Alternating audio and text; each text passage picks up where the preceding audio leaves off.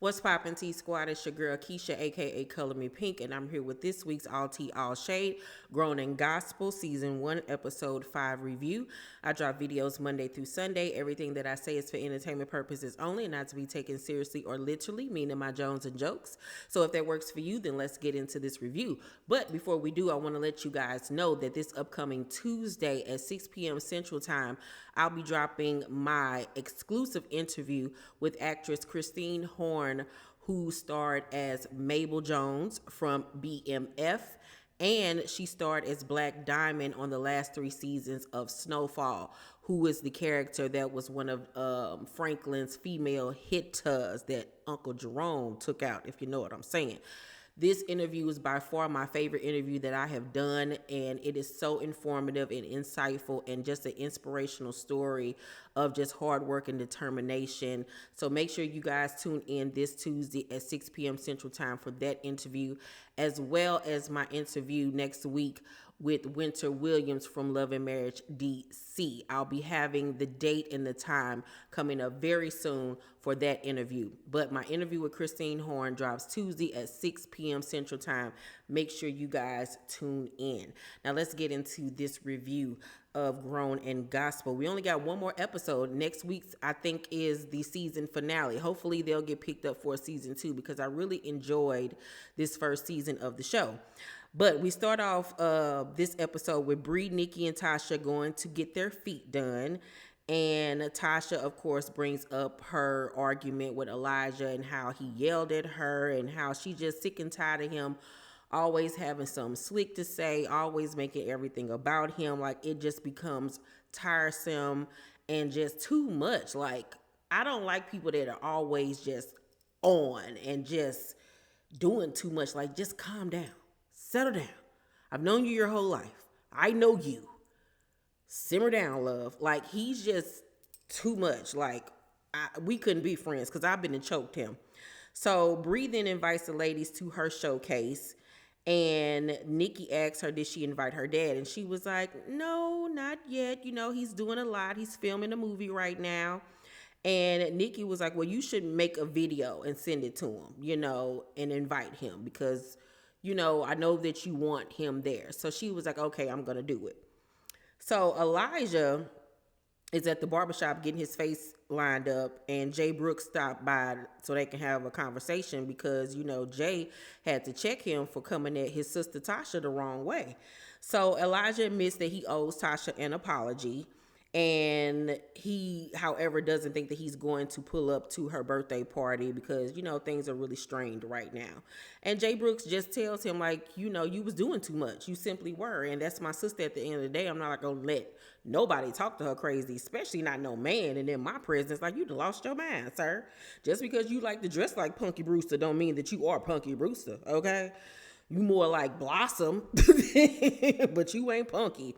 So, Jay, however, though, agrees in his confessional that everything that Elijah said about Tasha's marriage is what everybody's thinking, but it's just a time and a place to say everything, and that wasn't the time nor the place. Elijah then brings up him wanting to work on his album with Jay Brooks and needing Jay to bump him up on the line of people that he's working with because he really wants to get his project out. But Jay in his confessional says that he feels like Elijah is in it more for the look, and he don't really know what's going on with this project. Like, is he really even working on it? Like, he doesn't know.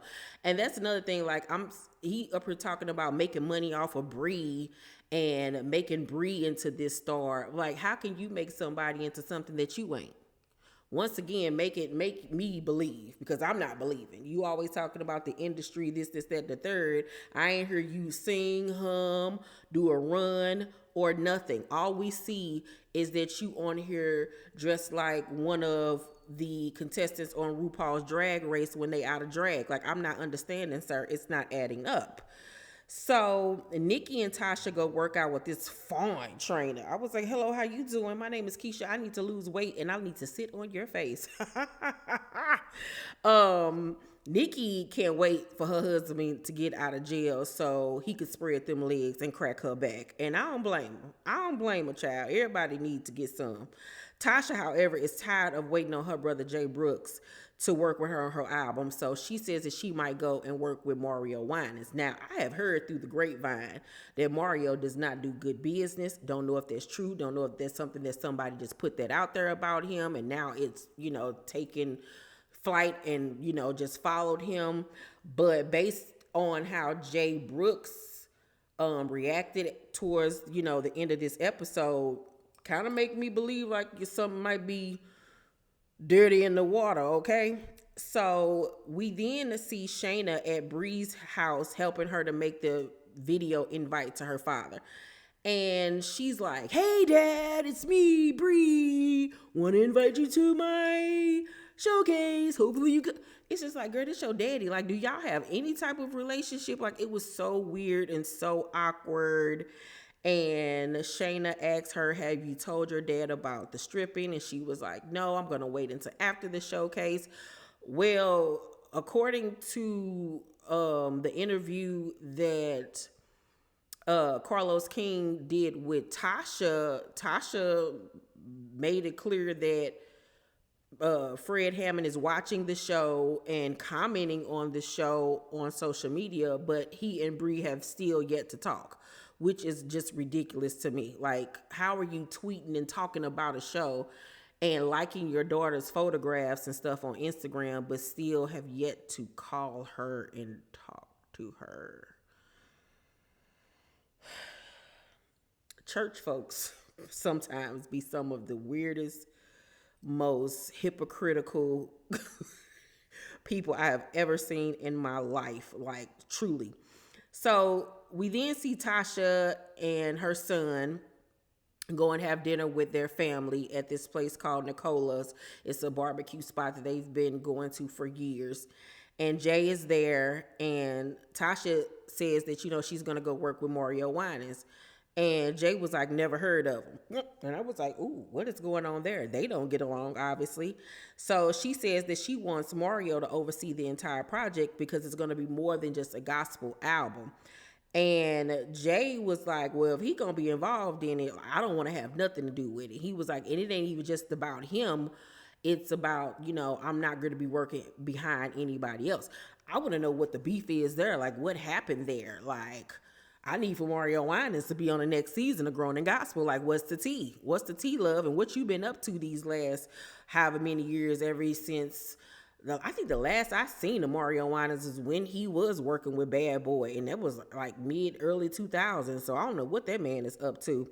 I think he had got into some trouble though with the law at some point. I don't remember what it was, but yeah, I've just heard the things I've heard about him over the years haven't been positive. They've leaned more on the negative side. Jay, however, says in his confessional that if Tasha wants his attention, she got to come with that deposit. Now, Tasha had already made a comment earlier when she was talking to Nikki, how he's always saying, "I ain't gonna charge you, I ain't gonna charge you." And she was like, "If it's money, I don't have any issues with paying him." I don't like people like that want to say, "Oh, I got you." But then when you confront them about, "Hey, I'm trying to work, like, what's up?" Then it's all of a sudden, "Well, you got to pay me." Well, girl, which one is it? Because you didn't say that in the beginning. So you just need to be clear on what it is that you need from her in order to move forward. Okay, Jay? All right. So Bree shows up to the studio 2 hours late. Now, I gave her grace the first time she was late meeting Elijah. But girl, you just can't be showing up late, wasting everybody's time and talking about, "I know you tired of me saying I'm sorry." If you know you people tired of it, then stop doing it. And she's talking about, "I just don't think I can do this." And he was like, "Think you could do what?" She was like, "This, because I have to work." And then in her confessional saying that she don't think that Jay understands because he's been, living out his dream for so long that he probably doesn't understand what it means to work a job. And she's there by herself. I don't think that her husband was in Detroit while she was filming.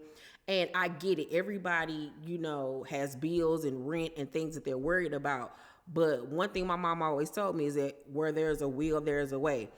And if you're really passionate about something, you're going to figure it out. You're going to figure it out. And she has all of these people around her saying, hey, I'm here to lend a helping hand and to help you.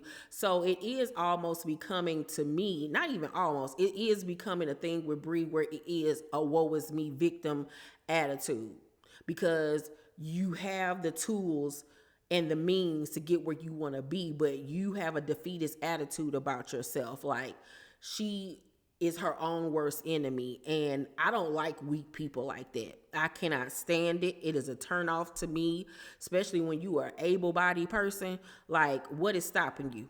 You had to get up and go spirit to go strip when you needed to help your mama. Why don't you have that spirit to go help yourself when it comes to, making it as a singer? Like, come on, like, you got every excuse in the world, and you need to, like, get it together. Because I wouldn't want to deal with her. Like, girl, ain't nobody got time. And it was pissing me off because it was very much giving theatrics with the crying with no tears. Like, she was trying so hard to cry and to get sympathy. And I was just looking at her like, okay, Bree, I like you, girl, but stop. Please stop. Because this right here is the worst. You too cute for that. So then after that, we see Bree end up attending church at Bishop Brooks' church. It's her first time seeing the family and stuff for quite a long time. And she ends up getting a word from Bishop Brooks about, believing in yourself and not letting anything stand in your way from accomplishing your goals. And she said that, it really touched her and it was something that she needed. So the day of Tasha's birthday celebration, she's like having this worship at church, and Elijah was not invited. When Tasha comes out on stage to perform, she actually has Shayna and Bree come up to sing with her. And, Bree is nervous, I'm like, girl, why is you so scary and nervous? Like, didn't you grow up in church singing? Like, why are you so scary? It was good to see Shayna and Tasha on the same page. Don't think that they are on the same page right now. But Tasha sang down, honey. She sang her face off, honey. And while everybody's on stage performing, here come Elijah, child, in some monkey fur, walking in with a gift and come up to the stage and sitting right there on the stage. Why are you doing what? Ooh, like, okay, you came with a gift. You don't have to make it all about you and be this grand opening, grand closing, coming up and putting this gift on the stage. Why you couldn't just sit it beside you and wait to give it to her afterwards? But once again, you had to be so dramatic. I would have kicked that shit off the stage. I really honestly would, because once again, this ain't about you, but you make everything about you. It's always a moment. Oh my God, he's so dramatic, and it's just, God, he's annoying. But overall, it was a really good episode. I'm gonna give the episode overall a B plus. It was good. I really hope that this show gets a second season. I'm really liking it and enjoying it. I would actually like to see Shayna go, because she really didn't bring anything, or I don't know if a lot of her stuff didn't make the cut. But if they do get a second season, keep everybody else. Shayna can go, maybe add 1 or 2 more people to the cast, and I think we really got something here. I really do. Maybe 2 more guys or something like that, or another guy and another girl. But we got something here with this show. I'm really loving it, and I'm excited about what's to come. You guys, make sure that you thumbs up this video, like and subscribe, and hit that notification bell button. I love you guys, and I'll see you on the next video. Bye.